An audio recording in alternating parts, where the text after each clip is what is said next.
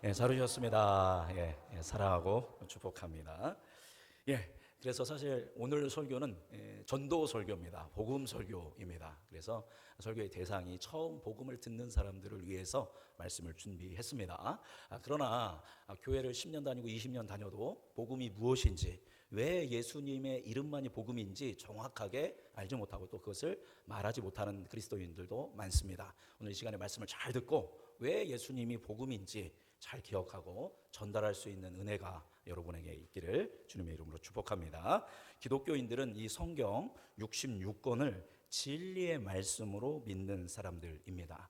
이 성경 이 66권에는 생명력이 넘치는 하나님의 말씀들로 가득 차 있습니다. 왜냐하면 이 성경은 누구의 감동으로 쓰여진 책이에요?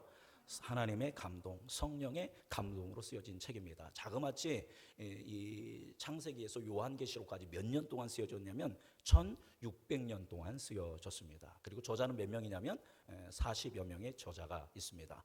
첫 번째 책인 창세기, 출애굽기, 레위기, 민수기는 지금으로부터 몇 년 전에 쓰여졌냐면 3400년 전에 쓰여진 책이니까 굉장히 오래된 책이죠. 그리고 요한계시록 역시 지금으로부터 약 2000년 전에 쓰여진 책입니다. 그럼에도 불구하고 2000년의 시간 동안 많은 이들에게 감동을 주고 많은 이들에게 하나님을 만나게 해준 책이다라는 겁니다. 그럴 수 있었던 것은 이게 누가 쓴 게 아니라, 사람이 쓰긴 썼지만 알고 보면 사람이 쓴 게 아니라 사람을 통해 누가 쓰신 것이다.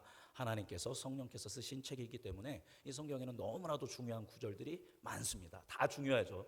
66권 다 중요하지만 그 중에 여러 핵심 구절들이 있는데, 그 중에서도 우리가 눈여겨보고 마음에 새겨야 할 핵심 말씀이 바로 오늘 우리가 읽은 요한복음 3장 16절입니다. 같이 읽어볼까요? 함께 읽어보겠습니다. 시작. 이는 그를 믿는 자마다 멸망하지 않고 영생을 얻게 하려 하심이라. 아멘. 너무나도 중요해서 이걸 뭐로 만들어서, 노래로, 찬양으로 만들어서 주일학교에서 아이들이 예배 드릴 때마다 외우게 했던 그죠? 찬송입니다. 지금은 이제 많은 찬양들이 새로 나와서 많이 불려지지 않지만 아마 지금 이곳에 앉아서 예배 드리는 분들은 다 이 노래를 아실 겁니다. 그만큼 중요한 구절입니다. 너무 좋은 말씀이죠? 하나님이 세상을 이처럼 사랑하사 독생자를 주셨으니 이는 그를 믿는 자마다 뭐하지 않고 멸망하지 않고 영생을 얻게 하려 하십니다. 다 좋은 얘기인데 저기 보니까 딱 걸리는 단어 하나가 있습니다. 어떤 단어가 걸리나요? 다 좋은 단어인데 조금 안 좋은 단어 하나 있지 않습니까? 뭐가 있죠? 멸망이 있습니다. 멸망, 그죠? 멸망입니다. 이걸 보면, 이 말씀을 통해 보면 모든 인간은 결국은 뭐 하게 돼 있다라는 거예요? 멸망하게 돼 있다. 멸망이 인간의 숙명이라고 말합니다. 모든 사람들은 결국 사망에 이르게 되고 썩어져 없어지고 잊혀져 버리는 그런 존재가 인간입니다. 아무리 이름을 날린다 하더라도 여러분 200년 전에 사람 아는 사람 있습니까? 우리가 200년 전에 선뜻 아는 사람이 거의 없을 겁니다. 그렇게 사람들은 다 몸은 썩어져 없어지고 이름도 역시 잊혀지고 없어지는 그런 존재가 바로 인간이다라는 것입니다. 그런데 더 무서운 것은 그 사망이 멸망의 끝이 아니다라는 겁니다. 사망을 뛰어넘는 멸망이 또한 인간의 숙명이다라는 것이죠. 제가 일전에도 한번 나눴지만 다시 한번 나눈다면 저는 발인 예배를 드리죠. 발인 예배를 장례 예배라고 합니다. 모든 예배 중에서, 장례 예식 예배 중에서 가장 중요한 예배가 발인 예배입니다.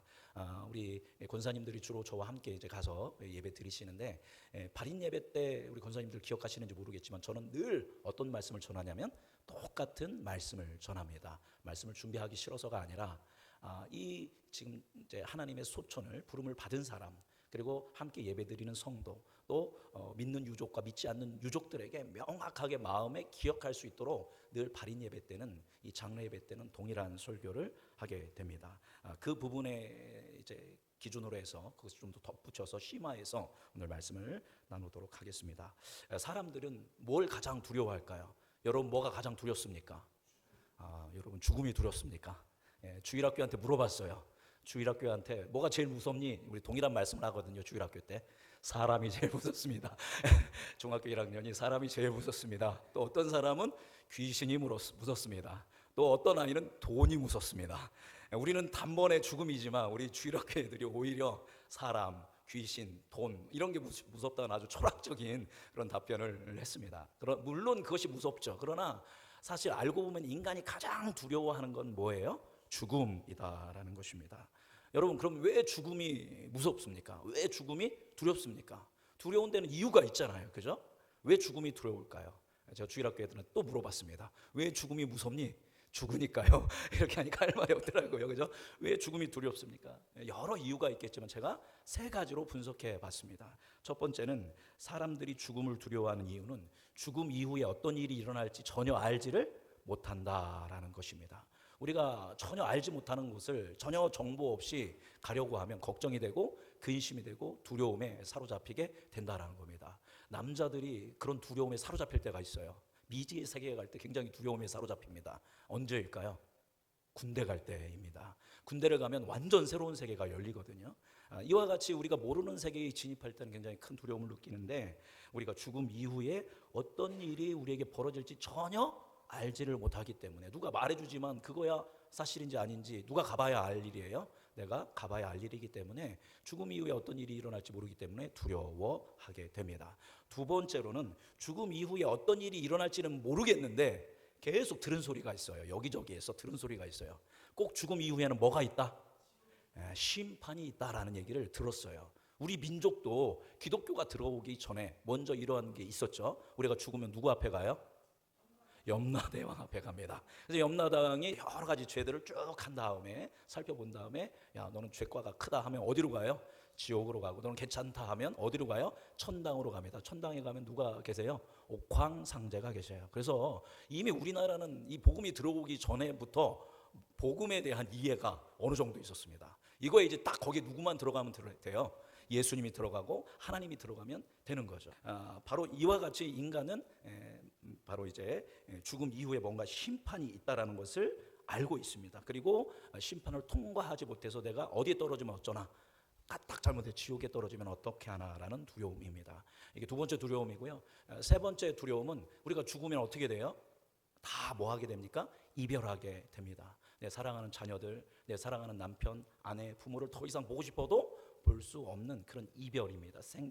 이별이 아니라 이 죽음을 통한 이별이 이루어지기 때문에 그 이별에 대한 것, 또 인간은 잊혀지는 것을 두려워합니다. 잊혀지는 것에 대한 두려움 때문에 죽음을 두려워한다라는 겁니다. 첫 번째, 어떻게 될지 몰라서 두렵고, 두 번째, 심판을 통과하지 못하고 지옥에 갈까봐 두렵고, 세 번째, 사랑하는 사람을 더 이상 만나지 못할까봐 두려운 것입니다. 이래서 인간은 죽음을 두려워합니다. 그 이후에도 여러 가지 많은 죽음에 대한 두려움이 있겠지만 오늘은 이 세 가지를 보았습니다. 그 중에서 구원에 있어서 중요한 것은 바로 이 세 가지 두려움 중에 두 번째, 심판에 대한 두려움입니다. 그래서 동서고금을 막론하고 대부분의 고등 종교들은 사후 심판 교리를 가지고 있습니다. 신기하죠? 모든 종교가 사후에 심판이 있고 천국과 지옥이 있다라는 그런 교리를 가지고 있다라는 것은 신기한데, 이건 왜냐하면 인간이라는 존재 자체가 어떤 존재냐면 영적인 존재이기 때문에 분명한 심판이 있다라는 것을 알고 있다라는 것입니다. 그래서 모든 종교는 될 수 있는 한 악행을 삼가고 뭐를 해야 한다?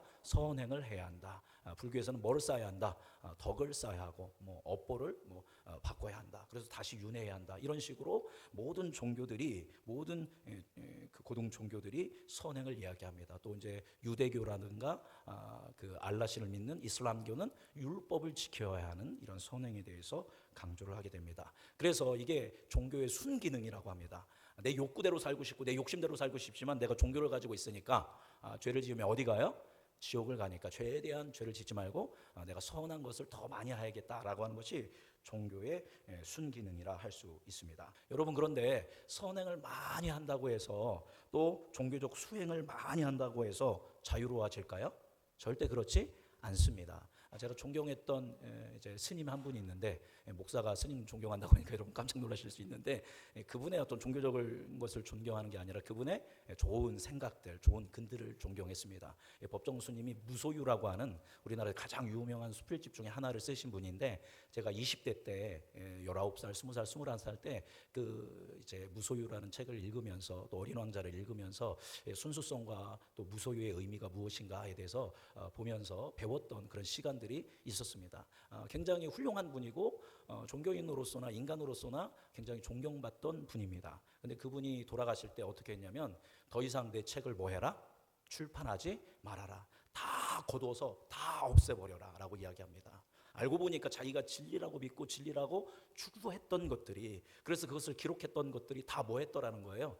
무의미하고 많은 영혼들을 구원에 이르게 하는 것이 아니라 오히려 고뇌와 죽음 가운데 이르게 한다라는 깨달음을 그가 죽음에 이르러서야 알게 되었고, 그래서 법정 스님이 모든 책을 출판하지 말라고 했습니다. 그런데 지금 출판하고 있을까요? 안 하고 있을까요?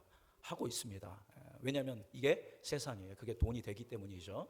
법정 스님의 그 정신은 이해하지 않습니다. 그렇게 오랜 시간 고뇌하고 뭐 성철 스님도 마찬가지고 대부분들 그분들이 그렇게 수행해서 열반에 이르고 구원에 이르려 했지만 결국은 오히려 그들이 깨달은 것은 인간은 누구구나, 죄인이구나. 선행을 하면 할수록, 수행을 하면 할수록 내가 선해지고 거룩해질 줄 알았는데 내가 나를 발견하니까 나는 누구구나, 죄인이라는 것을 발견하는 것입니다.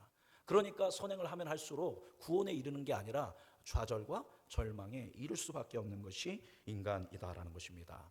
성경은 명확하게 이야기해요. 모든 인간은 뭐다? 죄인이다. 인간이 선행을 한다고 해서, 종교적 수행을 한다고 해서, 기도하고 예배하고 어떤 영적인 체험을 한다고 해서 죄가 없어지고 구원에 이를 수 있는 것이 아니다라고 명확하게 이야기하고 있습니다. 수행하고 선행을 해도 죄는 그대로 죄로 존재한다라는 겁니다. 예를 들어볼게요. 너무 극단적인 예이지만 어떤 사람이 살인을 저질렀어요. 뭐 우발적이든 뭐 계획했든 분노로 인해서 누군가 사람을 죽였습니다. 여러분, 우리나라에서 사람을 죽이면 어떻게 돼요? 감옥에 갇히게 됩니다.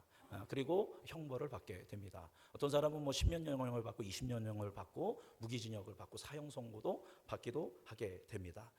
그런데 감옥에서 자기의 형량을 다 채우고 나와요. 살인해서 죄의 형량을 10년이든 20년 채우고 나옵니다. 그래서 세상으로 나와요. 그러면 이제 그가 더 이상 죄인이 아닌가요? 형량을 다 치렀기 때문에, 죄값을 치렀기 때문에 더 이상 살인자가 아닌가요? 여전히 그는 살인자입니다. 여전히 그는 죄인이다라는 겁니다. 또한 그의 살인으로 말미암아 누가 파괴돼요? 자기 자신이 파괴됩니다. 그리고 누구의 가정이 파괴돼요? 나의 가정이 파괴되고, 또 상대방은 죽게 되고 상대방의 가정도 어떻게 돼요? 파괴되고 끊임없는 상처를 받게 된다라는 겁니다.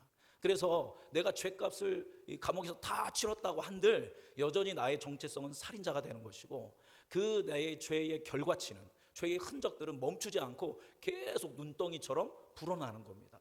그 나의 살인의 죄로 인하여 많은 사람들이 상처와 슬픔과 분노와 아픔 가운데 그게 해결되는 게 아니에요. 계속 가면 갈수록 커지는 겁니다. 그래서 인간은 절대 나의 죄를 속죄할 수가 있다 없다?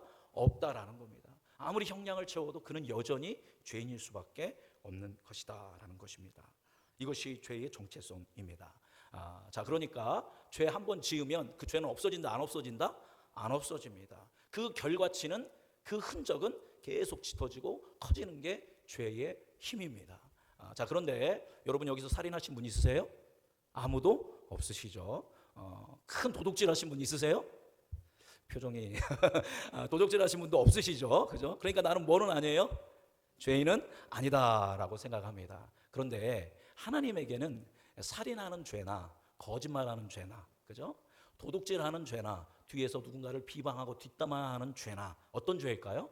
다 동일한 죄라는 겁니다. 우리의 기준에서는 어떤 죄는 크고 어떤 죄는 조그마하니까 어떤 죄는 용서받고 어떤 죄는 용서받지 못한다라는 게 인간의 법입니다. 그죠? 그래서 여러분 욕한다고 해서 감옥 가지 않잖아요. 그래서 우리에게는 죄의 경중이 있습니다. 그러나 하나님에게는 죄의 경중이 아니라 하나님께서는 모든 죄는 다 뭐예요? 죄라는 것입니다. 왜냐하면 작은 죄든 큰 죄든 질 때 바로 누구를 무시한 거예요? 우리가 죄를 짓는다라는 것은 하나님을 무시하는 것이다라는 것입니다. 작은 죄든 큰 죄든 짙은 그 마음에 하나님을, 이제 우리가 안 오신 뭐 이제 불신자들에게는 하나님이라기보다는 하늘이라는 단어가 더 다 와닿겠죠.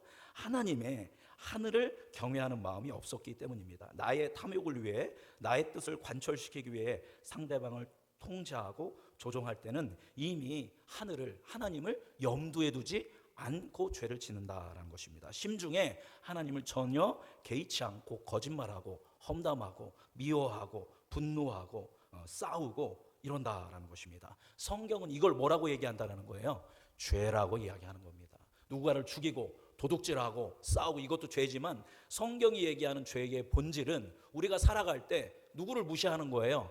하나님을 무시하는 겁니다. 마치 하나님이 없는 사람인 것처럼 하나님을 전혀 염두에 두지 않고 심정에 전혀 개의치 않고 내가 하고 싶은 대로 말하고 하고 싶은 대로 행동하고 선택하는 것, 그 마음, 하나님을 반역하고 하나님을 떠난 마음을 뭐라고 얘기하는 겁니까? 죄라고 얘기한다라는 것입니다. 그래서 우리는 결국 모두 누구 앞에 서게 돼요? 마지막 날 예수 그리스도의 심판대 앞에, 하나님의 심판대 앞에 서게 됩니다. 그러면 이 중에 다 무죄인 사람은 있다 없다? 없습니다. 여러분 미워하셨잖아요. 여러분 거짓말 하셨잖아요. 여러분 누구에 대해서 비방하는 말도 하셨잖아요. 질투하기도 했고 남의 것을 빼앗고 싶은 마음들도 있었고 이러한 그런 심중들이 있었지 않습니까? 그것을 말하기도 했고 행동하기도 했습니다. 그것이 다 그것으로 끝난 것 같지만 미안해 해서 끝난 것 같지만 그의 결과치는 그대로 남아있고 그것에 이제 흔적들은 계속 눈덩이처럼 커지게 되기 때문에 우리가 하나님 앞에 섰을 때 하나님 제가 죄값을 다 치렀어요 라고 할 수 있어요 없어요? 없어요. 오히려 하나님 앞에 서면 그 죄의 흔적과 죄의 그것들은 아주 명확하게 그대로 남아있게 되는 겁니다. 그래서 죄송하지만 여기 앉아있는 저와 여러분들은 다 심판대 앞에 서면 유죄다 무죄다? 다 여러분은 다 유죄입니다. 근데 나는 그래도 큰 죄는 안 범했어. 상관 있어요 없어요? 전혀 상관없어요. 큰 죄를 지었던 작은 죄를 지었던 다 여러분은 뭐예요? 유죄입니다. 유죄는 하나님과 함께 할 수 있어요 없어요? 없어요. 하나님은 정의의 하나님, 공의로운 하나님, 영광의 하나님이기 때문에 오히려 하나님이 계신 천국에 가면 차라리 어디로 보내주십시오? 지옥으로 보내십시오. 그 영광과 그 공의 앞에 견딜 수 없어서 그렇게 되는 게 인간입니다. 그래서 저와 여러분은 다 죽으면 다 어디 가야 돼요? 지옥에 가야 합니다. 이것을 바로 뭐라고 해요? 성경은 멸망이라고 하는 것입니다. 우리의 숙명은 여러분의 숙명은 뭐다? 멸망이다라는 것입니다. 그런데 제가 20년 넘게 목회를 하다 보니까 많은 분들의 죽음을 지켜보아야 했습니다. 많은 권사님들, 많은 집사님들이 먼저 하나님 나라로 가셨습니다. 그리고 저도 장례식을 30회 이상 집례를 한 것 같습니다. 그러니까 굉장히 많은 분들을 이제 하나님 곁으로 보내드렸습니다. 자, 그런데 그런 가운데에서 잊을 수 없는 많은 분들이 있습니다. 이 멸망의 상징인 그 죽음을 극복한 분들을 보았던 것입니다. 주로 이제 질병에 들고 그 질병으로 인하여 긴 투병의 기간을 제가 함께 보냈고 신방하면서 함께 기도하고 숨을 거두는 순간까지도 함께 있었던 그런 분들이 있습니다. 그런데 그분들은 하나같이 아까 말씀드렸죠. 사람은 뭐를 두려워해요? 죽음을 두려워해요. 죽으면 어떻게 될지 모르고 그리고 심판을 통과할지도 모르고 사랑하는 사람 못 보기 때문에 두려워하는데 제가 많은 분들이 봤을 때 전혀 그 죽음을 두려워하지 않고 아주 의연하고 아주 평화로운 얼굴로 오히려 하나님을 찬양하고 하나님께 감사하며 하나님의 영광을 보면서 죽음을 맞이하시는 분들을 보았던 것입니다. 그런 죽음 앞에 서면 제가 굉장히 전율을 느끼고 나는 어떻게 살아야 하는가, 나는 목사로 죽음을 어떻게 맞이해야 하는가 굉장히 많은 고민들을 했었던 그런 기억들이 있습니다. 가까이는 지금 우리 요즘은 이제 그 자리에 우리 전은경 권사님이 앉고 계신데 우리 이 제일 앞자리에 누가 앉고 계셨죠? 이창근 권사님이 앉아 계셨습니다. 이창근 권사님도 이제 암이 발병되시고 원래 오래 전부터 계속 이제 추적 관찰하시고 이제 치료 받으시고 하셨다가 다시 재발하셔서 돌아가셨는데 이창근 권사님은 모든 상황 가운데 전혀 흔들리지 않고 계속 믿음의 눈을 들어서 하나님을 예배했습니다. 그리고 신방 갈 때마다 전화할 때마다 목사님 빨리 어디 가서 음성중앙교회 가서 뭐 드리고 싶어요? 예배 드리고 싶습니다. 늘 이 말을 저한테 하셨어요. 빨리 교회 가서 예배 드리고 싶다고 말씀하셨고 그래서 소천하시기 직전에 바로 여기 와서 주일 예배 뒤에서 들으시고 이제 그 다음 주간에 이제 하나님의 부르심을 받고 가셨습니다. 제가 이창근 권사님을 보면서도 다시 한번 이 죽음의 문제에 대해서 구원의 문제에 대해서 심도 깊게 고민하고 기도했던 시간을 가졌습니다. 이와 같이 저는 많은 분들이 있어요. 그분들이 바로 이 죽음을 두려워하지 않고 그것을 뛰어넘어서 오히려 감사하며 찬양함으로 나아갔다라는 것입니다. 어떻게 그분들은 그 사망을, 그 심판을 두려워하지 않고 통과할 수 있었을까요? 바로 그분들은 뭐를 들었을까요? 오늘 설교 제목 보니까 뭐를 들었을까요? 복음을 들었기 때문입니다. 복음을 들은 것에서 끝난 것이 아니라 그 복음을 실제적으로, 종교적으로, 교리적으로가 아니라 실제적으로 뭐 했기 때문에? 믿었기 때문입니다. 실제적으로 믿었기 때문에 그것을 뛰어넘을 수 있었습니다. 복음이 뭡니까? 말 그대로 복된 소식입니다. 생명의 소식, 심판을 통과해서 영원한 생명에 이를 수 있다라는 소식이 바로 복음입니다. 자, 오늘 우리가 함께 읽은 본문 말씀이 바로 뭐의 핵심이에요? 이 복음의 핵심입니다. 우리 다시 한번 요한복음 3장 16절 같이 읽어보겠습니다. 하나님이 세상을 이처럼 사랑하사 독생자를 주셨으니 이는 그를 믿는 자마다 멸망하지 않고 영생을 얻게 하려 하심이라. 아멘. 앞서 말씀드린 분들이 어떻게 그 죽음의, 사망의 그 심판을 뛰어넘을 수 있는가? 바로 복음을 들었고 복음을 믿었기 때문이죠. 자, 이 복음이 어떤 것입니까? 첫 번째, 복음은 하나님이 세상을 이처럼 뭐 하신다? 사랑하신다라는 겁니다. 아까 말씀드린 것처럼 우리가 하나님이 없는 존재인 것처럼 정말 천연덕스럽게 뻔뻔하게 미워하고 비방하고 죄를 짓고 그런 존재가 우리 아닙니까? 그죠? 과거에 물론 우리 성화의 과정 가운데 있지만 여전히 죄를 짓는 우리를 하나님은 그럼에도 불구하고 우리를 뭐 하신대요? 사랑하신다라는 겁니다. 그죠? 사실 사랑하는 자식도 말 안 듣고 속삭이면 좋아요, 싫어요? 솔직히 말씀해 주십시오. 좋아요, 싫어요? 싫습니다. 어머니들은 잘 대답하지 않으시는데 아버지들은 크게 대답하시네. 그죠? 밉습니다. 그죠? 그러나 또 용서하고 사랑하지만 하나님은 우리 자녀와 비교되지 않는 반역하고 하나님을 마음 아프게 하는 우리를 여전히 뭐 하신대요? 사랑하신대요. 이게 첫 번째 뭐예요? 복된 소식입니다. 우리가 죄인인데도 우리를 사랑하신다는 이것이 복된 소식입니다. 따라서 하나님은 우리를 사랑하시기 때문에 우리가 심판을 통과하여 죽음을 뛰어넘어 하나님의 나라 천국에 이를 수 있는 단 한 가지 길을 열어주셨습니다. 그것은 무엇입니까? 요한복음 3장 16절 보니까 하나님이 세상을 이처럼 사랑하사, 첫 번째 복음. 두 번째, 누구를 주셨어요? 독생자를 주셨으니. 이 독생자는 누굽니까? 바로 예수 그리스도입니다. 하나님의 나라에 가기 위해서는 반드시 우리는 뭐를 통과해야 한댔죠? 심판을 통과해서 여기서 무슨 판결을 받아야 돼요? 무죄 판결을 받아야 합니다. 그런데 앞서 말씀드린 것처럼 우리의 죄성들로 인해서 하나님을 염두에 두지 않고 평생 지었던 죄들, 그것들의 결과와 흔적들이 이렇게 크고 뚜렷한데 우리가 어떻게 무죄를 선고받을 수 있겠습니까? 우리가 할 수 없기 때문에 하나님은 이 우리의 죄를 해결하기 위해서 이 땅에 하나님의 사랑하는 아들 독생자이신 예수 그리스도를 보내주셨습니다. 그래서 예수님이 언제 오셨어요? 크리스마스 때 이 땅에 오신 것입니다. 예수님이 독생자가 이 땅에 오셨다, 주님이 예수님을 보내주셨다라는 것이 두 번째 복음이 되겠습니다. 오직 왜냐하면 예수님만이 우리의 죄를 어떻게 하실 수 있다? 없앨 수 있는 분이 오직 예수님밖에 없습니다. 그래서 우리는 다른 종교를 인정할 수가 있어요, 없어요? 절대 우리는 불교를, 이슬람교를, 힌두교를 인정할 수 있다, 없다? 없습니다. 왜냐하면 우리의 죄를 해결할 수 있는 분은 오직 누구밖에 없기 때문에? 예수님밖에 없기 때문에. 예수님께서도 내가 길이요 진리요 생명이니 나로 말미암지 않고는 아버지께 올 자가 있다, 없다? 없다라고 분명하게 말씀해 주셨습니다. 왜냐하면 하나님은 공의의 하나님이기 때문에 제가 이전에도 말씀드렸죠. 우리가 죄가 없다라고 하실 수 있어요, 없어요? 없어요. 우리가 죄가 분명히 하나님, 우리가 죄가 보여요, 안 보여요? 하나님의 눈에 보입니다. 그러면 그 죄의 값을 뭐 해야 돼요? 해결해야 합니다. 없는 거로 칠게 할 수 있어요, 없어요? 없어요. 우리를 사랑하시지만 공의의 하나님이기 때문에 저와 여러분이 지은 죄값은 반드시 치러야 한다라는 것입니다. 그런데 그걸 아무나 할 수 있어요, 없어요? 없어요. 제가 여러분을 너무너무 사랑해서 하나님, 제가 음성중앙교회 우리 장로님들, 권사님, 집사님들 너무 사랑하는데 우리 권사님들, 장로님, 집사님들 죄를 제가 다 지을게요. 그래서 제가 십자가에 죽을 테니까 하나님 저의 죽음을 통해서 우리 성도님들을 용서해 주세요라고 해서 제가 십자가에 죽는다고 해서 여러분 죄가 없어집니까? 안 없어져요. 그럼 여러분은 얘기해야 돼요. 제가 이런다고 하면 뭐라고 해야 돼요? 하나님은 저에게 뭐라고 할까요? 네가 뭔데? 그죠? 네가 뭔데 뭐 죄를 없애야 하고 한다는 거야. 아무나 그게 할 수 있는 게 아니에요. 뭐가 있어야 돼요?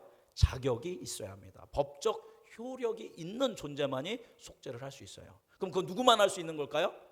하나님만 할 수 있는 겁니다. 더 정확하게는 하나님의 아들인 독생자 예수 그리스도만이. 그래서 이 일을 하기 위해서 하나님이 뭐를 하신 거예요? 독생자가 이 땅에 성육신 하셔서 인간의 몸을 입고 오신 겁니다. 하나님 죽을 수가 있어요, 없어요? 하나님은 죽으실 수 없습니다. 인간만이 죽을 수 있기 때문에 하나님이신 예수님이 이 땅에 오셔서 인간의 몸을 입고 오셔서 완전한 하나님인 동시에 제2의 아담으로서 완전한 사람이 되어서 우리의 죄를 사하기 위해서 어디에서? 십자가에서 우리의 죄를 도말하시기 위해서 희생과 헌신의 죽으심, 우리의 죄값을 치르시는 죽음을 사셨다 하셨다라는 겁니다. 그리고 죽으신 지 3일 만에 우리에게 생명을 주기 위해서 또 뭐 하셨어요? 부활하셨다라는 것입니다. 바로 이 독생자 예수 그리스도께서 이 땅에 오셔서 죽으시고 부활하신 것, 그래서 우리에게 생명의 길, 죄에서 용서함 받는 그 길이 열렸다라는 것이 바로 복음인 것입니다. 여러분, 예수님이 하나님께서 독생자를 보내시고 독생자이신 예수님이 이 땅에 성육신하셔서 십자가에 죽으시고 부활하신 것 무엇 때문이에요? 우리를 뭐 하기 때문이에요? 사랑하시기 때문입니다. 동일합니다. 역시 복음이죠. 예수님이 우리를 사랑하셔서 이 땅에 오시고 우리를 위해서 죽으시고 부활하셨다라는 것입니다. 이게 두 번째 복음이죠. 다시 요한복음 3장 16절, 오늘 굉장히 많이 읽습니다. 다시 한번 읽어보겠습니다. 하나님이 세상을 이처럼 사랑하사 독생자를 주셨으니 이는 그를 믿는 자마다 멸망하지 않고 영생을 얻게 하려 하심이라. 아멘. 이는 그를 뭐 하는 자마다? 예수님을 믿는 자마다 뭐 하지 않고? 멸망하지 않고, 어디로 가지 않고? 지옥으로 가지 않고 뭐를 얻게 된다? 영생을 얻게 된다. 하나님의 나라에서 영원한 생명을 누리게 된다라는 것입니다. 이게 세 번째 복음입니다. 우리가 구원받기 위해서 마일리지를 쌓을 필요가 있어요, 없어요? 없습니다. 우리가 구원받기 위해 집사님이 되고 장로님이 되고 권사님이 되고 목사님이 돼야 구원받는 게 아닙니다. 여러분이 11조를 많이 내야 구원받는 게 아닙니다. 여러분 주일 성수를 해서 구원받는 게 아닙니다. 우리가 구원받기 위해서 여러분이 할 거는 단 하나밖에 없어요. 뭐밖에 없습니까? 그를 뭐 하는 것? 믿는 자. 그죠? 오직 단 하나, 예수님을 믿는 것입니다. 그것이 바로 예수님께서 값없이 은혜로 선물로 주셨기 때문에 그냥 우리는 자연스럽게 우리 주 예수님이 성육신하시고 나의 죄를 도말하기 위해서 죽으시고 나에게 생명을 주기 위해서 부활하셨고, 이제 내가 죽게 되지만 주님 다시 오실 때 부활해서 그 예수님과 영원한 생명, 자유와 사랑과 평화와 기쁨과 생명의 영원한 생명을 하나님 나라에서 누리게 될 것이다라는 이 사실, 그것을 이루시는 분은 누구다? 예수님이시다. 그래서 예수는 그리스도다라고 입으로 시인하고 마음으로 믿는 사람은 반드시 무엇을 누리게 된다? 영생, 구원을 누리게 된다라는 것이 바로 세 번째 복음이 되게 됩니다. 앞서 제가 말씀드렸던 분들, 이 죽음을 눈앞에 두고 전혀 두려워하지 아니하고 오히려 감사하며 찬양하며 하나님을 맞이하고 하나님 나라에 입성하신 성도님들은 바로 이 복음을 뭐 했어요? 들었어요. 그리고 그것을 뭐 했습니까? 믿었어요. 그리고 그것을 따라갔던 것입니다. 그래서 그분들은 다 죽음을 두려워하지 않고 하나님의 나라의 그 구원의 세계에 이르렀는 줄 믿습니다. 그분들은 예수님의 복음을 듣고 알고 보니까 죽은 다음에 어떻게 되는지를 알게 되었죠. 그리고 시험을, 그 심판을 통과하는 것도 알게 되었고, 지금은 이제 헤어져서 만나지 못하지만 사랑하는 사람들과 이별하지만 나중에 예수님 부활할 때 내 사랑하는 사람들을 다시 어떻게 될 거다? 만나게 될 것이라고 하는, 그래서 인간이 죽음에 대한 가지고 있는 공포와 두려움들을 다 극복할 수 있도록 하나님이, 예수님이 이루신 것들을 이분들이 믿었기 때문에 이와 같이 죽음을 의연하게 맞이하면서 하나님 나라에 이룰 수 있었다라는 것입니다. 바로 그래서 그리스도인들은 복음을 통해, 예수님을 통해 죽음을 넘어서 영생에 이르는 사람들입니다. 이제 말씀 정리하겠습니다. 지금 여러분은 뭐를 들었어요? 저한테? 복음에 대해서 들었습니다. 그죠? 복음이 한 가지가 아니죠. 엄청나게 많은 복된 소식입니다. 첫 번째 복음은 뭐였어요? 하나님이 우리를 사랑하신다라는 것. 그래서 우리를 구원하기 위해서, 우리의 죄를 없이 하기 위해서, 죄값을 치르기 위해서 누구를 보내주셨다? 독생자를 보내주셨다. 이것도 복음입니다. 그리고 예수님이 우리를 사랑하심으로 말미암아 십자가에 죽으심으로 우리의 죄를 도말하시고 이제 부활하심으로 말미암아 우리에게 영원한 생명을 주셨다라는 것도 이제 복음이고요. 네 번째 복음은 뭡니까? 우리가 뭐 할 게 있다 없다? 여러분 구원받기 위해서 할 게 있다 없다? 없어요. 그냥 누구를 믿으면 돼요? 우리의 구원자이신 예수 그리스도를 믿음으로 받아들이면 우리는 영생을 얻게 된다는 것이 복음입니다. 근데 여기서 끝나는 게 아니에요. 그죠? 예수님을 이와 같이 마음으로 믿고 입으로 시인하고 마음으로 믿게 되면 죽어서 사후에 천국 가는 게 아니라 언제부터 천국을 가게 돼요? 살아서부터, 지금부터 어디를 살게 되는 겁니까? 천국을 살게 되는 겁니다.